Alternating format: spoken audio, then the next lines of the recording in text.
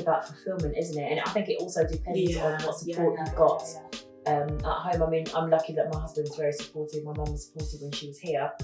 I think what was quite difficult for me though is that I decided to exclusively breastfeed for as long as I could. And actually that is, for anyone that has done that, it's very physically, emotionally demanding. You're deprived of sleep. And I found it very, very painful to express as well. So it meant that I couldn't leave the baby with anybody for any sort of extended period of time. You know. Can I ask you a question? How comfortable are you, bar the whole having to express, leaving your child with someone else? It depends who the person is, really. It depends who the person is. So I think even leaving my child with my husband for a whole day, I would be looking at my phone every minute thinking, oh gosh, is everything okay? Is everything okay? Is everything okay? Probably because I've constantly been with my baby round the clock for the last almost 5 months. I think I was a bit different. I was like, when is Fanny going to be able to take this child away from me? I think I did a few times and I ran off and he came back.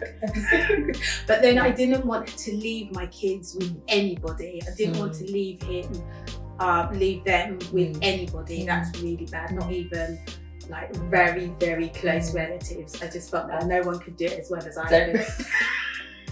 I think there's part of us as well that don't want bits of our childhood that we didn't really like to be transferred.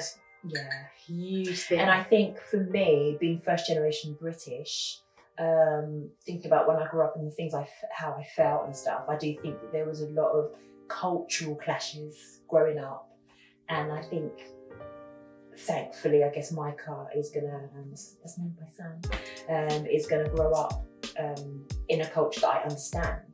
Whereas I think when I was growing up, I grew up in a culture that my parents didn't understand. So, you know, you'd see all your friends getting hugs and kisses from their parents. We don't do all that in our culture. We don't do all that in our culture.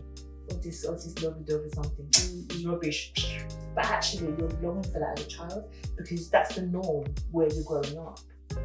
You know, that's a bit. And even being teased as well when you're little, like, look at his mouth, or look at that head, or yeah, they do that. They do that. Horrible. But you know what, Rachel? I think I've said this to you before. When I had my kids, and I hate it, they still up to about very recently, people will do that to your children.